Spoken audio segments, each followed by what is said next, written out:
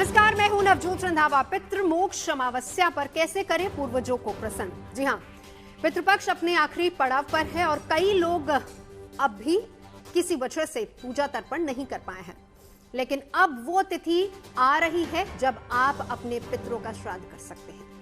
ये तारीख है 21 सितंबर यानी कि रविवार का दिन, और इस दिन सर्व पितृ अमावस्या है और इसी दिन सूर्य ग्रहण भी पड़ रहा है।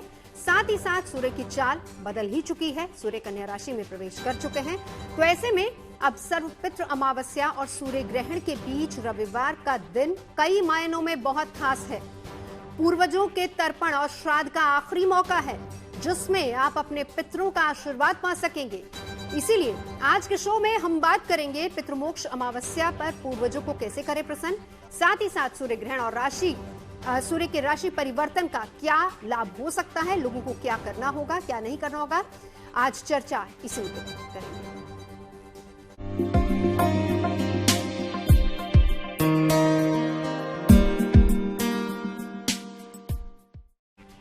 तो सूर्य कन्या राशि में प्रवेश कर चुके हैं, वहीं रविवार को सूर्य ग्रहण है, साथ ही इसी दिन सर्वपितृ अमावस्या भी है। हिंदू पंचांग के मुताबिक पितृपक्ष का समापन सर्वपितृ अमावस्या के दिन होता है।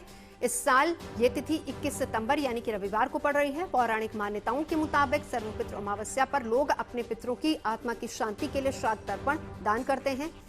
खास बात यह है कि इस बार अमावस्या के दिन ही सूर्य ग्रहण भी लग रहा है और ये सूर्य ग्रहण आंशिक होगा और भारत में दिखाई नहीं देगा। हालांकि ऑस्ट्रेलिया, न्यूजीलैंड और अफ्रीका समेत कई देशों में सूर्य ग्रहण नजर आएगा। भारतीय समय के मुताबिक ग्रहण रविवार रात 10:59 पर होगा। फिर ये अगले दिन यानी कि सोमवार को सुबह 3:23 पर खत्म होगा। ये भारत में नजर नहीं आएगा, इसलिए यहाँ सूतक काल मान्य नहीं होगा। इसका मतलब ये है कि लोग इस दिन बिना किसी चिंता के पूजा पाठ, श्राद्ध, तर्पण कर सकते हैं। वैदिक ज्योतिष में सूर्य को पितरों का प्रतिनिधि भी माना गया है कि पितृपक्ष के समय में हम अपने पूर्वजों को याद करते हैं और उनके देहांत की तिथि पर उनका श्राद्ध करते हैं, विशेष दान करते हैं, ताकि उनकी आत्मा को सूक्ष्म रूप से शांति मिले। बहुत बार ऐसा होता है कि हमारे पूर्वज तो बहुत सारे हैं, सबके मृत्यु की तिथि पता नहीं होती। ऐसी स्थिति में पितृ विसर्जन अमावस्या के दिन आप अपने सारे पूर्वजों, सारे पितरों के लिए श्राद्ध कर सकते हैं और इस एक दिन सारे पूर्वजों, सारे पितरों का एक साथ श्राद्ध करने से भी उनको शांति मिल जाती है।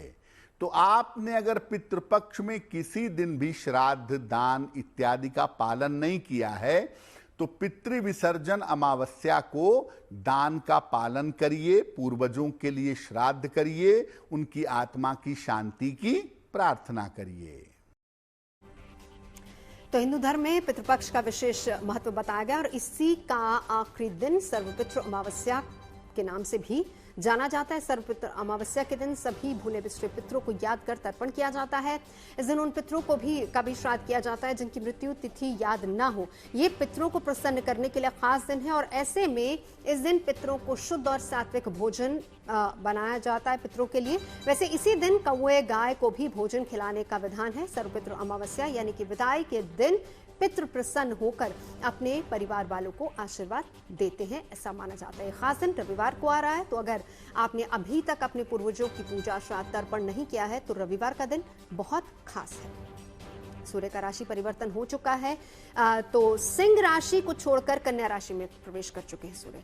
तो एक महीने तक किसी राशि में सूर्य रहते हैं, 17 अक्टूबर तक कन्या राशि में रहेंगे, लेकिन फिर भी तुला राशि में प्रवेश उसके बाद कर जाएंगे। सूर्य का कन्या राशि में जाना एक मिश्रित फल देने वाला है। सूर्य आत्मा, ऊर्जा और परिवार के मुखिया का प्रतीक है और इसीलिए पूरे एक महीने यानी कि 17 अक्टूबर तक इस दौरान सावधानी से कार्य करने चाहिए। घर के बड़ों जैसे कि पिता, दादा का सम्मान भी बहुत जरूरी है और इस परिवर्तन का असर कितना, आप इसका लाभ कितना ले सकते हैं इस पितृपक्ष पर, ये भी आपको बताएंगे।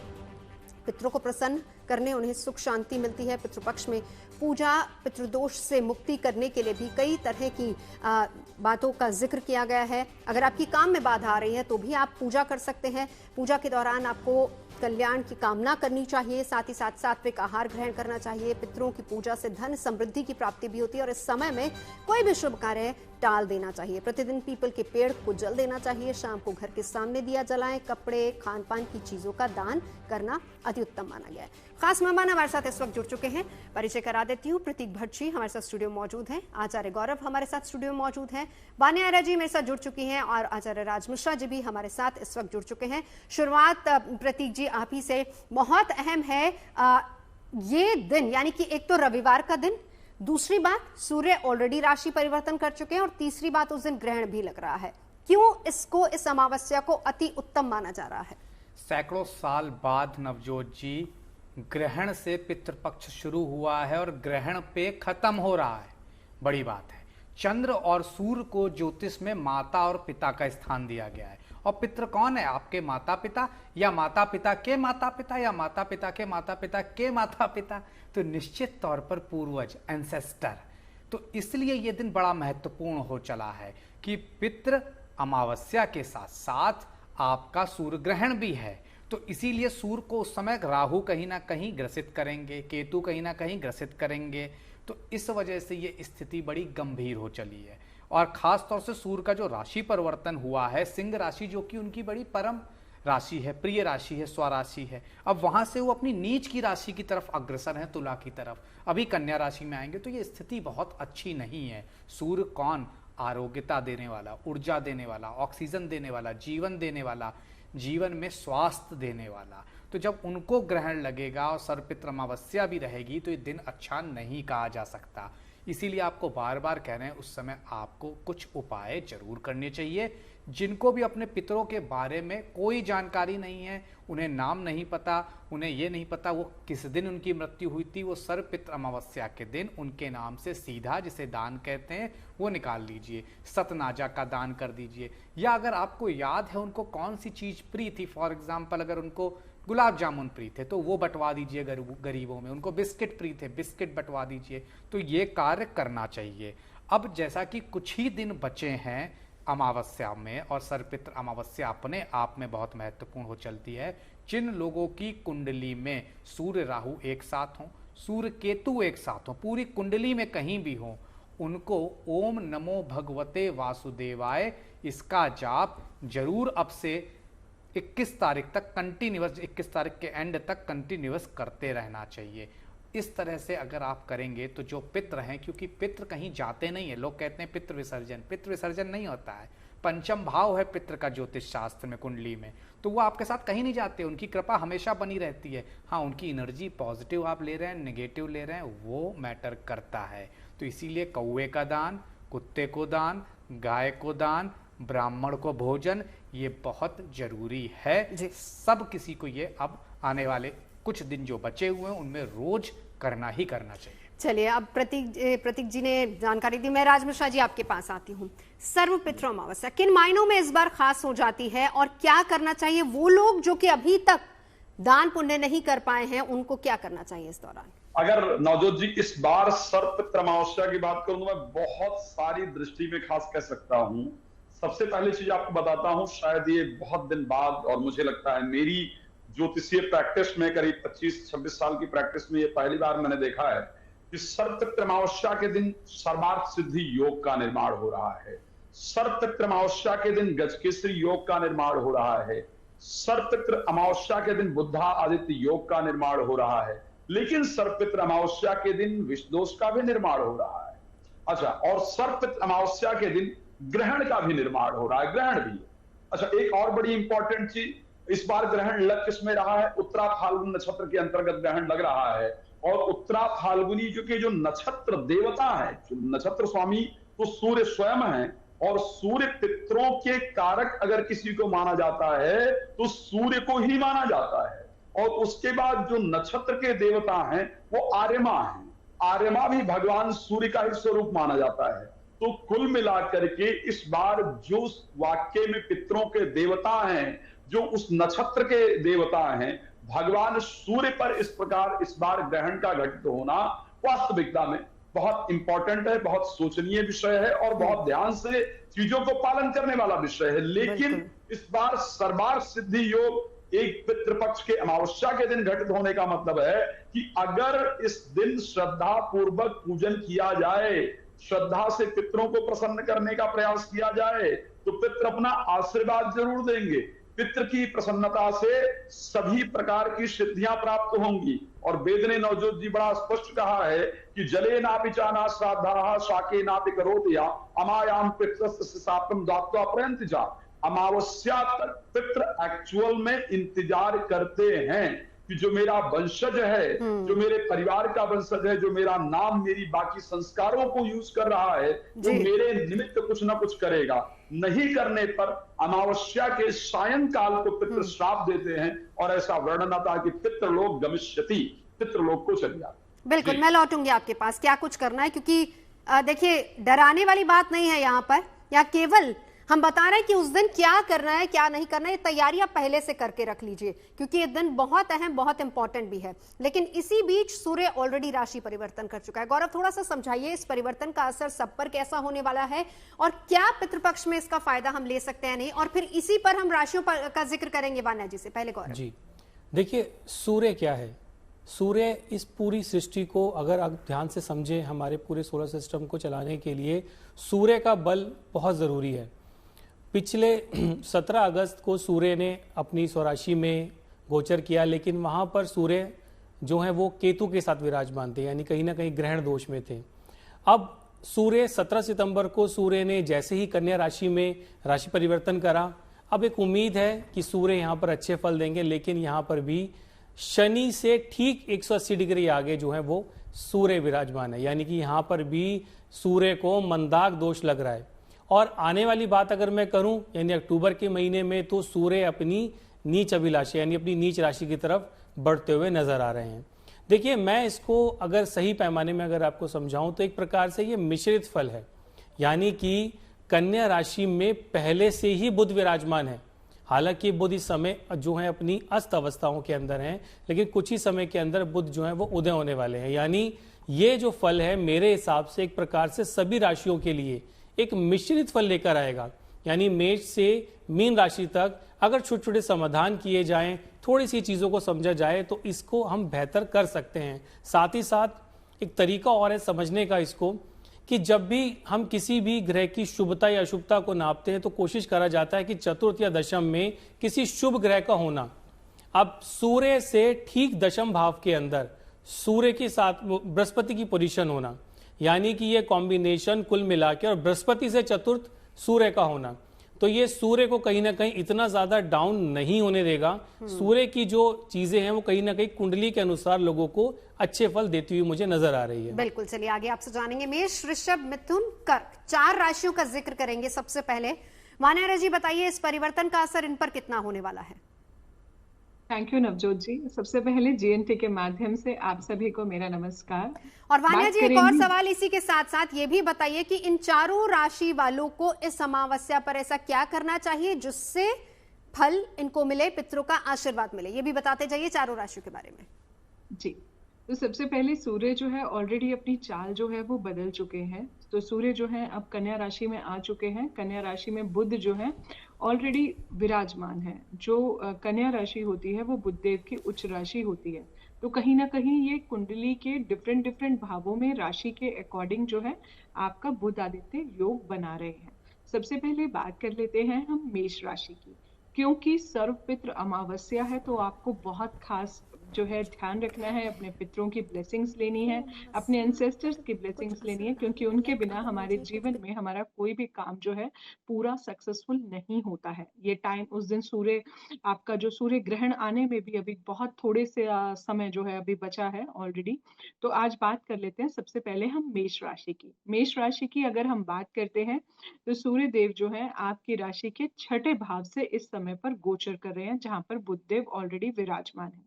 यानी कि आपके कुंडली के 6ठे भाव से अगर हम राशि से देखते हैं तो 6ठे भाव में बुध आदित्य योग बन रहा है। ये समय जो है आपका आपके एंसेस्टर्स के लिए दान करने का समय है। आप कुछ लाल वस्त्र दान कर सकते हैं। आप कुछ अपने पितरों के हिसाब से जो भी उनको पसंद था आप वो दान कर सकते हैं। आप गेहूं दान कर सकते हैं, सतनाजा दान कर सकते हैं, ओम गृहिणी सूर्याय नमः का जाप कर सकते हैं। बहुत टाइम से जो आपके लोन्स पेंडिंग थे वो भी इस समय पर पूरे हो जाएंगे। अगर आपके कुछ भी कॉम्पिटिटिव एग्जाम्स जो थे वो भी इस टाइम पर क्लियर होंगे। शत्रुओं से जो है आपको विजय मिलेगा। शत्रु आपको जो है बहुत ज्यादा डोमिनेट नहीं कर पाएंगे। इस टाइम पर अगर आपसे कोई गलतियां हुई हैं तो प्लीज अपने पितरों से आप माफी जरूर मांगिए, क्योंकि सर्व पितृ अमावस्या के दिन जितना आप फॉरगिवनेस मांगते हैं अपने पितरों से, हमारे पितृ हमें ब्लेस करते हैं, धरती पर आते हैं, हमें अपना आशीर्वाद दे के जाते हैं। अगली राशि पर चलते हैं हम वृषभ राशि पर। वृषभ राशि पर सूर्यदेव आपके पंचम भाव से गोचर करेंगे, यानी कि ये जो बुध आदित्य योग है आपके कुंडली में आपके पंचम भाव में बनेगा। ये जो राशि परिवर्तन अभी हो चुका है कन्या राशि में, ये आपके लिए शुभ है। आप एजुकेशन में बहुत अच्छा आगे जाने वाले हैं। आपके रिलेशनशिप्स में अगर किसी भी तरह की कोई भी मिसअंडरस्टैंडिंग चल रही थी, इस समय पर वो मिसअंडरस्टैंडिंग्स भी जो है सॉल्व हो जाएंगी। पुनर्जन्म के संचित कर्मों का जो है आपको यहाँ पर फल मिलेगा। जो भी फीमेल्स कंसीव नहीं कर पा रही थी वो इस टाइम पर कंसीव कर पाएंगी।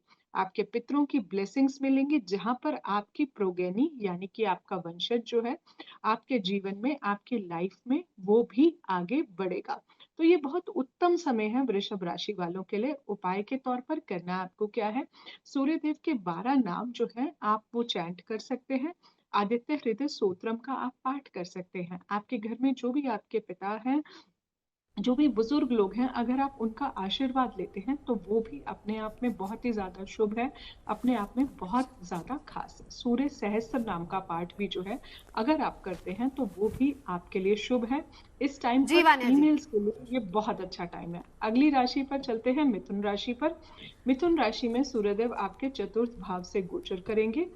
इसमें जो है, क्योंकि अभी मिथुन राशि में सूर्यदेव जो है आपके ऑलरेडी 4th हाउस से गोचर कर रहे हैं, तो आपको लग्जरी, प्रॉपर्टी, क्योंकि ये सुख का भाव है, बिल्कुल। तो आपके जीवन में आपके मकान का भी योग बनेगा। उपाय के तौर पर आपको बस एक उपाय जल्दी से बता देती हूँ, ओम गृहिणी सूर्याय नमः का आप जाप करें, और इस दिन सर्वपितृ अमावस्या पर आप सतनाजा का दान या कोई भी तांबे का दान, कॉपर का दान जो है जरूर करें।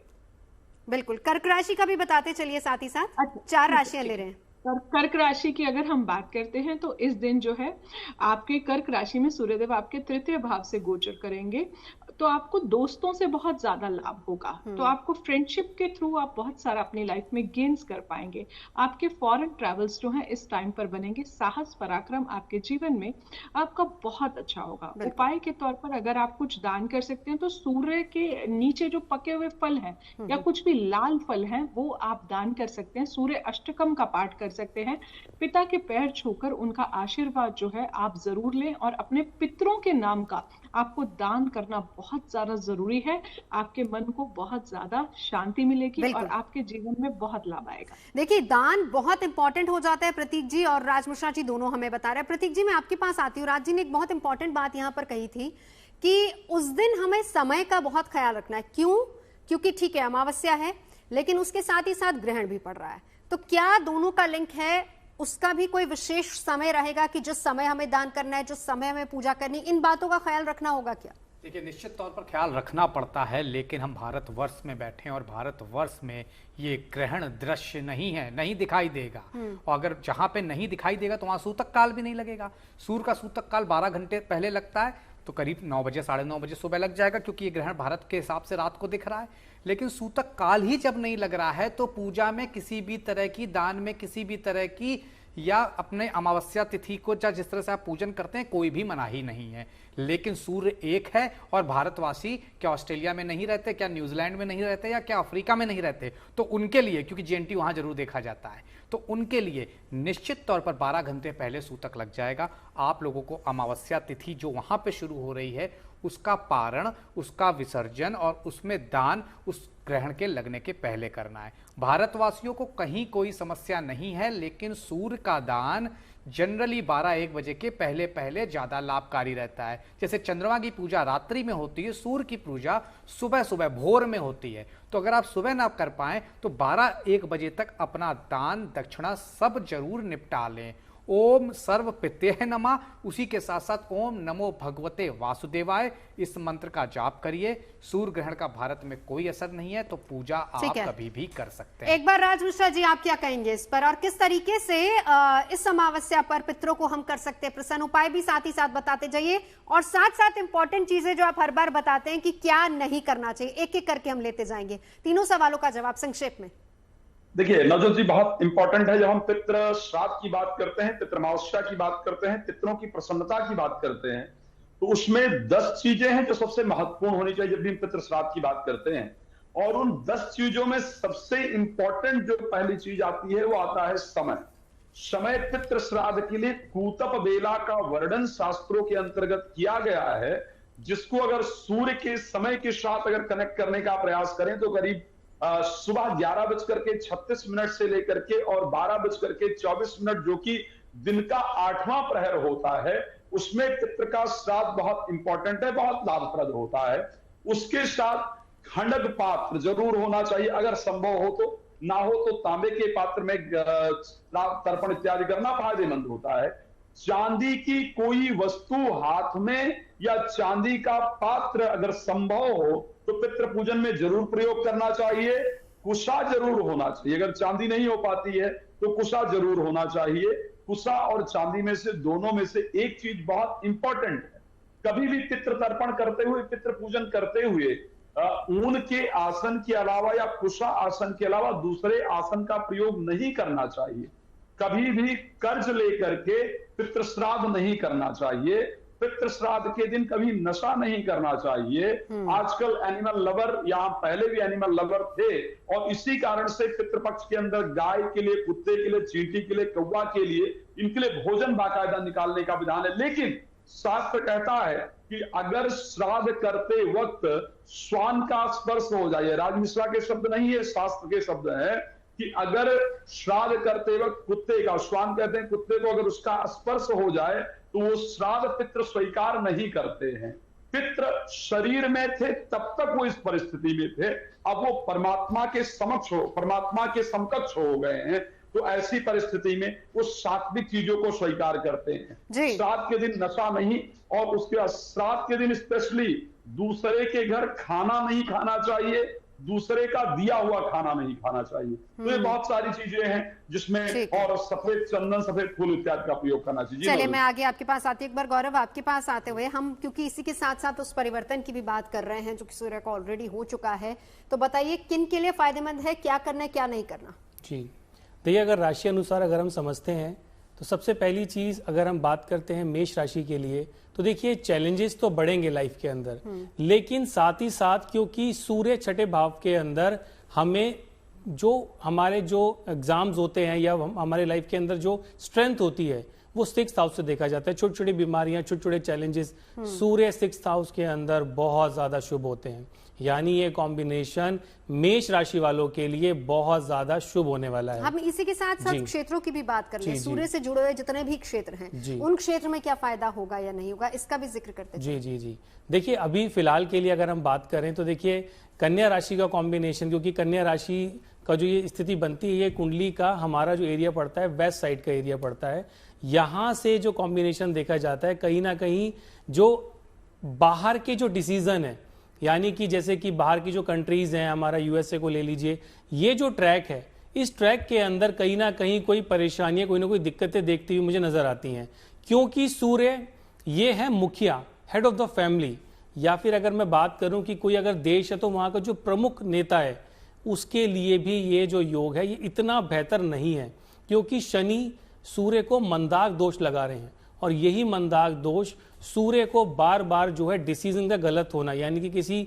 बड़े नेता, अभिनेता के साथ में कोई मिस हैपनिंग होना, राजनीति के अंदर कोई बड़े बदलाव आना, ये सब चीजें इस ट्रैक को दर्शाती हुई हैं। क्योंकि ये परिस्थितियां अक्टूबर में जैसे ही सूर्य नीच अवस्था में आएंगे तो ये ट्रैक अभी लंबा चलने वाला तो है। ये भारत के परिप्रेक्ष्य में आप बता रहे हैं, ये ऑल ओवर वर्ल्ड के अंदर ये परिस्थितियां बनी हुई हैं, क्योंकि सूर्य जो है कहीं ना कहीं ये कॉम्बिनेशन, देखिए एक प्रकार से तरंग है ये, यानी कि सूर्य की जो किरणें हैं वो धरती पे पड़ती हैं, ये चुंबकीय तरंगों का ही असर है जो हमारे व्यवहार के अंदर बदलाव लाता है। तो सूर्य का ये गोचर कहीं ना कहीं देश और दुनिया के अंदर किसी बड़ी अर्थव्यवस्था के अंदर बदलाव, जैसे कि नेपाल के अंदर आपने देख रहे हो, नेपाल में भी परिस्थितियां इतनी ज्यादा शुभ नहीं है, तनाव की स्थिति यानी कि ज्यादा हो सकती है। जी, ठीक है, आज चर्चा पितृमोक्ष अमावस्या की हो रही है, क्या करना है क्या नहीं करना, और इसी के साथ साथ सूर्य का भी राशि परिवर्तन हो चुका है। इस समय आप क्या कर सकते हैं, समय आपके लिए कैसा रहेगा, यही सब हम जान रहे हैं। तो अगली 4 राशियों की बात करेंगे, सीधा वाना जी के पास चलेंगे। वाना जी, मेष, वृषभ, मिथुन, कर्क, इसके बाद अगली 4 राशियां, कैसा इनके लिए समय, क्या करना है इनको? थैंक यू नवजोत जी। सिंह राशि की अगर हम बात करते हैं तो ये गोचर आपकी कुंडली के द्वितीय भाव पर लगा है। इससे पहले शुक्रादित्य योग था जो अभी खत्म हो चुका है। अब आपका बुध आदित्य योग आपके 2nd हाउस पर बन रहा है। ये जो आपका धन भाव है आपकी फैमिली का भाव है। इस टाइम पर जो है आपकी फाइनेंशियल कंडीशन पहले से और ज्यादा इंप्रूव करेगी। परिवार से जो है आपको सपोर्ट मिलेगी। आपकी वाणी में थोड़ा सा अथॉरिटेटिव टोन जो है इस टाइम पर आने लगेगा और अपनी वाणी से ही आप इस टाइम पर धन कमाएंगे। उपाय के तौर पर आपको करना क्या है, आप सूर्य गायत्री मंत्र कर सकते हैं, आप गायत्री मंत्र कर सकते हैं, आप माँ गायत्री की उपासना भी कर सकते हैं। जितना हो सके अपने दिन की शुरुआत अपने पिता के आशीर्वाद से करें। और क्योंकि सर्वपितृ अमावस्या भी है तो अपने पितरों के नाम का जब आप दान करेंगे तो उसमें आप जो है कुछ अनाज जो है, स्पेशली अगर आप गेहूं जो है या तांबा रख देते हैं तो वो आपके लिए बहुत ज्यादा शुभ रहेगा। अगली राशि पर चलते हैं, कन्या राशि पर। कन्या राशि पर ये गोचर जो है इस टाइम पर आपका जो सिचुएशन है काफी ज्यादा स्टेबल है, क्योंकि बुध देव भी जो है आपकी राशि में विराजमान है और सूर्य देव भी। और ये कन्या राशि जो होती है उच्च राशि होती है बुध देव की। तो ये टाइम कन्या राशि वालों के लिए बहुत अच्छा है। परिवार वालों से आपको मान सम्मान मिलेगा। आप जो इस टाइम पर लाइफ में जिस चीज पर हाथ रखेंगे वो आपको आपके जीवन में जो है मैनिफेस्ट हो जाएगी। इस टाइम पर जो है आपकी हेल्थ पहले से और ज्यादा बेटर होगी, हेल्थ भी इंप्रूव होगी। उपाय के तौर पर आपको करना क्या है, उपाय के तौर पर सूर्य सहस्त्र नाम, सूर्य अष्टकम या फिर आदित्य हृदय स्तोत्र का पाठ अगर आप करते हैं, पिता के साथ आप कुछ टाइम स्पेंड करते हैं, साथ में कुछ बैठ के गुड़ खाते हैं, कुछ उनके साथ इंटरैक्ट करते हैं, उनकी सेवा करते हैं, तो ये टाइम आपके लिए बहुत ज्यादा बेस्ट रहेगा। उपाय के तौर पर आप दान में सूर्य से पके फल कुछ भी दान कर सकते हैं, कोई लाल कपड़ा जो है वो भी दान कर सकते हैं और सूर्य देव को रेगुलर जल चढ़ा सकते हैं। अगली राशि की बात कर लेते हैं, तुला राशि की। तुला राशि के लिए अगर मैं बात करती हूँ तो सूर्य देव आपके 12वें भाव से गोचर कर रहे हैं इस समय पर। तो ये जो टाइम है आपके एक्सपेंसेस जो है, खर्चे यानी कि थोड़े से बढ़ जाएंगे। इस टाइम पर आपको अपने खर्चों को थोड़ा सा कंट्रोल रखना है। विदेश यात्रा के योग जो है आपके जीवन में इस टाइम पर बनेंगे। इसके अलावा जो है आपको किसी से भी इस टाइम पर आर्ग्यूमेंट नहीं करना, गुस्से से बचें, अपने लीगल चीजों में आपको बिल्कुल भी नहीं पड़ना है। अपनी हेल्थ का इस समय पर आपको खास ध्यान रखना है। उपाय के तौर पर अपने पितरों का नाम का दान जरूर करें। ओम नमो भगवते वासुदेवाय का जाप कर सकते हैं जो आपके पितरों के लिए होगा। पितृ गायत्री मंत्र कर सकते हैं। इसके अलावा जो है सूर्य अष्टकम या सूर्य सहस्त्र नाम का पाठ जो है आप सुने, आप उसको चैंट करें। ओम गृणी सूर्याय नमः का जाप करें। सूर्य देव के 12 नाम जो है वो भी आप जप सकते हैं। अगली राशि पर चलते हैं, वृश्चिक राशि पर। मंगल का साल है, इनके स्वामी भी मंगल ही है। ये गोचर जो है आपके कुंडली के 11वें भाव से होगा, यानी कि लाभेश का भाव, यानी कि आपके जीवन में आपके जो आय के स्रोत हैं, यानी कि मल्टीपल सोर्सेज ऑफ इनकम इस टाइम पर आपके बनेंगे। आपको आपके एल्डर सिबलिंग्स जो आपके बड़े भाई बहन होते हैं उनसे जो है आपको लाइफ में बहुत ज्यादा इस टाइम पर सपोर्ट मिलेगी, प्रमोशन मिलेगी। ये टाइम है एक्सपेंशन का। 11वें भाव में बुध आदित्य योग बनना बहुत बड़ी चीज है आपके हर फील्ड में, क्योंकि बुध आदित्य योग जीवन में हर चीज को मल्टीप्लाई करता है। उपाय के तौर पर आपको करना क्या है, उपाय के तौर पर आप जितना हो सके इस टाइम पर अपने सूर्य को स्ट्रॉन्ग करें, जल्दी उठें, डिसिप्लिन फॉलो करें। सूर्य देव को लाल फूल डालकर आप जल्दी हल्का सा कुमकुम जो है डाल सकते हैं। ओम गृणी सूर्याय नमः, ओम आदित्याय नमः या फिर ओम भास्कराय नमः का आप जाप भी कर सकते हैं। बिल्कुल, बहुत अहम है ये दिन, क्योंकि पितृपक्ष की अमावस्या, पितृदोष जिनको है वो अगर अभी तक उपाय नहीं कर पाए, प्रतीक जी बताइए क्या करना उनको? पितृदोष जिनको है उनको तिल का दान करना बहुत लाभकारी रहेगा। जौ या गेहूं का दान करना जिनको उनको बहुत लाभकारी रहेगा। पितृदोष है क्या? पितृदोष एक ऐसा दोष है जो कि कहते 3 पीढ़ी तक चलता है और आपका कोई पितृ हो सकता है आपने ना किया हो, आपके बाबा, उनके परबाबा या आपके पिता द्वारा कोई पितृ नाराज होके आपके परिवार की तरक्की, चाहे वो नौकरी की हो चाहे वंश हो, पता चला कई मैंने ऐसी फैमिली देखी है जिसमें सिर्फ वो सब प्रयास कर चुके, एक भी लड़का नहीं है। वो कहते हैं हमारा फैमिली कैसे आगे बढ़ेगी। पता चला फैमिली में 4-4 लड़कियां, उनके लड़कियां हो रही हैं लेकिन लड़के ही नहीं हो रहे हैं। ये सब पितृ दोष की वजह है। व्यापार उठ ही नहीं पा रहा है। जब तक पिताजी थे तब तक व्यापार चल रहा था, उनके जाने के बाद व्यापार एकदम खत्म हो गया। नौकरी में हर रोज की समस्या, कर्ज खत्म ही नहीं हो रहा है। ये लक्षण है पितृदोष के। कुंडली में सूर्य राहु का नवम भाव में होना पितृदोष कहा गया है। लग्न और पंचम मैं अपनी तरफ से ऐड कर देता हूं। पंचम भाव निश्चित तौर पर क्योंकि पितृ का है, लेकिन अगर सूर्य राहु की युति, सूर्य केतु की युति कुंडली में कहीं पर भी है तो ये मान लीजिए पितृ थोड़े कुपित हैं। तो आपको इस दौरान जौ का दान, गेहूं का दान, तिल का दान और शिवलिंग पर सोमवार के दिन निश्चित तौर पर आप गन्ने का रस अर्पित करिए या दूध में तिल डालकर अर्पित करिए। आपको पितृपक्ष में लाभ मिलेगा ही मिलेगा। बिल्कुल। राज मिश्रा जी, जिस दौरान आपको याद होगा कि पितृपक्ष की शुरुआत हुई थी, आपने कहा था कि विशेष समय होता है जिस दौरान आप पूजा कर सकते हैं, दान कर सकते हैं, लेकिन अमावस्या का दिन कहते हैं कि पूरा ही दिन किसी मुहूर्त या फिर समय की जरूरत नहीं होती। किन बातों का इस दिन ख्याल रखना है अगर उस दिन कोई पूजा कर रहा है या दान कर रहा है? देखिए, बहुत सारे जिन विषयों का बहुत ध्यान रखना चाहिए। पहले मैं एक और चीज आपको बताता हूं कि पितृ पूजन कितना महत्वपूर्ण है। श्री रामचरितमानस में गोस्वामी तुलसीदास जी लिखते हैं तो उन्होंने कहा कि देव दरुज नर नाखग प्रेत पितर गंधर्व बंदो किन्नर ब्रज निचर कृपा करो अवसर। एक और बहुत महत्वपूर्ण चीज आप सबको याद दिलाना चाहता हूं। जब भगवान राम जाते हैं, जब सरयू को पार करना चाहते हैं, केवट वहां पर होता है, नौका लेकर के आता है। अब सोचिए, जिसको ब्रह्म मिल गया, परमात्मा मिल गया, उसको पितृ पूजन की आवश्यकता कहां हो सकती है। लेकिन कितना महत्वपूर्ण है पितृ पूजन। ये बहुत सुंदर शब्दों में गोस्वामी जी ने लिखा कि पद पखारी जल पान कर आप सहित परिवार और पितर पार कर प्रभु मुदित गए उल्लई पार। सबसे पहले क्या करता है, अपने पितरों को मोक्ष कराता है। जब तक पितरों को मोक्ष ना प्राप्त हो तब तक उस पीढ़ी के किसी व्यक्ति को मुक्ति प्राप्त नहीं होती है। इसलिए पितृ मोक्ष बहुत महत्वपूर्ण है। मैं फिर उस चीज के विषय पर आऊं कि क्या क्या महत्वपूर्ण है, क्या क्या चीजें ध्यान रखना चाहिए जब आप पितृ श्राद्ध कर रहे हो। एक और बड़ा इंपॉर्टेंट पार्ट है, जिस दिन जिसका श्राद्ध किया जा रहा हो उस दिन उसके कन्या का अगर कोई पुत्र पुत्री वहां पर मौजूद हो तो उससे सुंदर और कुछ नहीं होता है। और अगर जिस दिन पितृ श्राद्ध है, अमावस्या है, यदि आपके बेटी का या बहन का बच्चा या बेटा या बेटी अगर उस दिन आकर के आपके घर में भोजन करते हैं तो आप ये समझ सकते हैं कि वो आपके जीवन के लिए बहुत लाभप्रद है। वो एक सबसे इंपॉर्टेंट है पितरों की मुक्ति के लिए। एक बात बता दूं, ऐसा नहीं है, मैंने बहुत सारी चीजों का जिक्र किया है कि साहब चांदी का पात्र होना चाहिए, कुशा होना चाहिए। अगर कुछ नहीं है, श्राद्ध नहीं कर पाते हैं, तो ऐसा कहा जाता है कि हाथ ऊपर उठा करके पितरों से प्रार्थना कर लिया जाए कि हे पितृ देवताओं, मैं श्राद्ध करने में असमर्थ हूं, स्वीकार कर लीजिए मेरी प्रार्थना। तो भी पितृ आशीर्वाद दे करके ही जाते हैं। इस प्रकार का वर्णन है, तो ये ध्यान रखना चाहिए। आपके पास एक बार गौरव, आपके पास आते हुए ये भी बताते चलिए किस और क्षेत्र में इसका असर ज्यादा पड़ने वाला है सूर्य के राशि परिवर्तन का। देखिए, अगर हम भारत की कुंडली के अनुसार इसको देखते हैं तो ये कॉम्बिनेशन कहीं ना कहीं जो बनता है वेस्ट साइड की साइड बनता है, यानी आर्थिक क्षेत्र के बारे में बात करेंगे तो ये जो गोचर जो हमारा सूर्य का बनता है ये वेस्ट साइड के एरिया में लगभग जाके बनता है।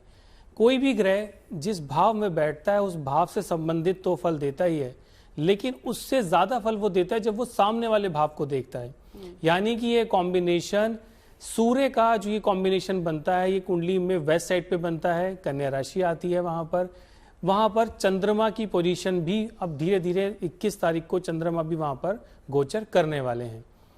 ये कॉम्बिनेशन कहीं ना कहीं जैसे वेस्ट का एरिया, जैसे मैंने बताया कि हमारा जैसे कि यूएसए की साइड के अंदर दिक्कतें कहीं ना कहीं बनती हुई मुझे नजर आती है, अर्थव्यवस्था के अंदर भी बनती हुई नजर आती हैं, लेकिन सूर्य की ठीक दृष्टि सामने ये एरिया पड़ता है हमारा जैसे पाकिस्तान का एरिया पड़ता है। यहां से संबंधित भी कनाडा का एरिया जो पड़ता है, यहां से संबंधित भी परेशानी मुझे दिखती हुई नजर आ रही है, जैसा कि कहीं ना कहीं कोई खतरा, कोई परेशानी, कोई विपदा बड़ी मुझे आती हुई नजर आती है। अर्थव्यवस्था की अगर मैं बात करता हूं तो देखिए 7 सितंबर को चंद्र ग्रहण लगा। चंद्रमा जो होता है ये हमारी अर्थव्यवस्था के अंदर लिक्विडिटी को दर्शाता है और बुध से देखा जाता है कि मनी की कितनी स्ट्रेंथ है, कितना सॉलिड मनी है। ये कॉम्बिनेशन कहीं ना कहीं बुध भी सूर्य के साथ आ गए, शनि की 180 डिग्री के सामने शनि विराजमान है और चंद्रमा भी उसके साथ में गोचर कर रहा है। तो ये अर्थव्यवस्था के लिहाज से भारत के लिए भी इतना ज्यादा बेहतर मैं नहीं कहता हूं, लेकिन क्योंकि ये कुंडली के छठे भाव की साइड बनता है तो कहीं ना कहीं हम इससे ओवरकम तो कर लेंगे। लेकिन जो ये दृष्टि है ये पड़ती है पाकिस्तान की एरिया की साइड में या कनाडा की एरिया की साइड में, वहां से कहीं ना कहीं कोई परेशानी। अलर्ट रहने की जरूरत है, पड़ोसियों से थोड़ा सा अलर्ट रहने की जरूरत है। बिल्कुल। चलिए आखिरी 4 राशियां, धनु, मकर, कुंभ, मीन, जल्दी से वान्या जी। धनु राशि की अगर हम बात करते हैं, ये कुंडली का ये जो गोचर है ये धनु राशि के 10वें भाव से होगा। ये समय आपके करियर के लिए बहुत अच्छा और बहुत ही स्ट्रॉन्ग टाइम है। स्पेशली आज से लेकर 3 अक्टूबर तक ये जो टाइम है जहां पर ये युति बन रही है, आपके 10th हाउस में बुधादित्य योग बन रहा है, ये बहुत ज्यादा अपने आप में एक स्ट्रॉन्ग है। इस टाइम पर जो है आपके प्रमोशंस हो सकते हैं, आपके बॉसेस से आपके रिलेशनशिप्स और ज्यादा कॉर्डियल हो सकते हैं। उपाय के तौर पर आपको करना क्या है, आपको सूर्य देव की ज्यादा से ज्यादा उपासना करनी है, सूर्य गायत्री मंत्र करना है, अपने बॉसेस के साथ हार्मनी मेंटेन करनी है और इसके अलावा पिता की सेवा करनी है। तो ये आपको बहुत अच्छा आपके करियर टर्म्स में बहुत फल देके जाएगा और फेम बहुत देगा ये टाइम आपको। अगली राशि पर चलते हैं, मकर राशि पर। मकर राशि का ये जो आपका गोचर है सूर्य का, ये नवम से होगा, 9th हाउस से होगा, जो आपका भाग्य भाव है आपके कुंडली का। ये वो टाइम होगा जब आपको लक जो है बहुत ज्यादा फेवर करेगा, लक जो है बहुत ज्यादा सपोर्टिव रहेगा, पिता की हेल्थ इंप्रूव होगी, आपकी स्पिरिचुअल जर्नीज जो है वो इस टाइम पर होंगी। आपके करियर में आपकी स्पिरिचुअल जर्नी से लेकर आपका भाग्य जो है बहुत ज्यादा इस टाइम पर आपको साथ देगा। उपाय के तौर पर सुबह जल्दी उठिए, सूर्यदेव के आने से पहले आप उनको नमन कीजिए, जल में लाल फूल कुमकुम जो है वो आप डाल सकते हैं, वो आपके लिए बहुत ज्यादा शुभ होगा। इसके अलावा जो है सूर्यदेव को 12 नामों के साथ प्रणाम करके हर नाम पर आप एक बार भ्रमण करते जाइए। अगली राशि पर चलते हैं, कुंभ राशि पर। 7.5 ऑलरेडी आपकी चल रही है, अंतिम चरण है, 8th हाउस से 8वें भाव से ये गोचर रहेगा। आपको अपनी हेल्थ का बहुत ध्यान रखना है। इन लॉज से आपको ऊंची आवाज में बिल्कुल बात मत करें, कॉर्डियल रिलेशनशिप जो है आप उनके साथ मेंटेन करें। इसके अलावा जो है आपको सूर्य के दान करने हैं। आपको करना क्या है, आपको अपने पितरों के नाम का जो दान है वो निकालना है, क्योंकि ये जो है आपका 14 जनरेशन्स तक ये दोष जो है ये चलता है, हमारा जो पितृ दोष होता है, जो डीएनए होता है। आपको लाल दान कुछ भी आप निकालिए, वस्त्र किसी ब्राह्मण को दीजिए, खाना दीजिए, कौवे कुत्तों के लिए भी जो है आपको दान जो है इस टाइम पर आपको जो है आपको कौवे कुत्तों को दान जो है वो भी करना है, वो भी आपके लिए बहुत ज्यादा इंपॉर्टेंट है। अंतिम राशि की बात करेंगे, मीन राशि के लिए आपका 7th हाउस से गोचर करेगा। ये टाइम जो है आपके मैरिटल ब्लिस का टाइम है, आपके शादीशुदा रिश्ते जो है वो अपने आप में बहुत ज्यादा और अच्छे होंगे, बिजनेस पार्टनरशिप्स अच्छी होंगी, डेली वेजेस जो है आपकी बढ़ेंगी। उपाय के तौर पर करना क्या है, ओम आदित्याय नमः, ओम भास्कराय नमः, ओम हिरण्य गर्भे नमः, ये सारे मंत्र जो हैं आप कर सकते हैं। सूर्य नमस्कार करना है, घर की इस डायरेक्शन को बहुत ज्यादा क्लियर रखना है। सूर्य देव को हर दिन प्रणाम करना है। साउथ डायरेक्शन में जल में काले तिल डाल के अपने पितरों के नाम का तर्पण जो है अगर आप करते हैं तो आपके लिए बहुत शुभ। चलिए अब जल्दी से, वक्त बहुत कम है, एक छोटा छोटा उपाय प्रतीक जी इस अमावस्या, एक छोटा सा उपाय। देखिए, सूर्य को ग्रहण लग रहा है तो सूर्यास्तक का पाठ करें, आदित्य हृदय स्तोत्र का पाठ करें, क्योंकि पितृ अमावस्या भी है तो उस दौरान नारायण की पूजा करते हुए पीले फूल चढ़ाएं। अपने पितरों को सुबह उठ के तर्पण देते समय सारे पितरों का नाम लें, अगर गोत्र का नाम पता है तो गोत्र का नाम लें और उसके बाद पानी दें। ठीक है, एक छोटा सा उपाय गौरव आपकी क्या बताएं? देखिए, इसमें सबसे अच्छा जो उपाय जो मैं मानता हूं कि आप आदित्य हृदय स्तोत्रम का पाठ करें, ये बहुत ज्यादा कारगर है और इसके बहुत अच्छे रिजल्ट मिलते हैं। आपके पूर्वजों को जो सबसे ज्यादा पसंद है आप उस चीज का दान करें और अपनी श्रद्धा भाव से अपनी गलतियों के लिए आप उनसे माफी मांगे और भविष्य में एक अच्छे फ्यूचर के लिए उनसे आप कामना करें। ठीक है, आचार्य राज मिश्रा।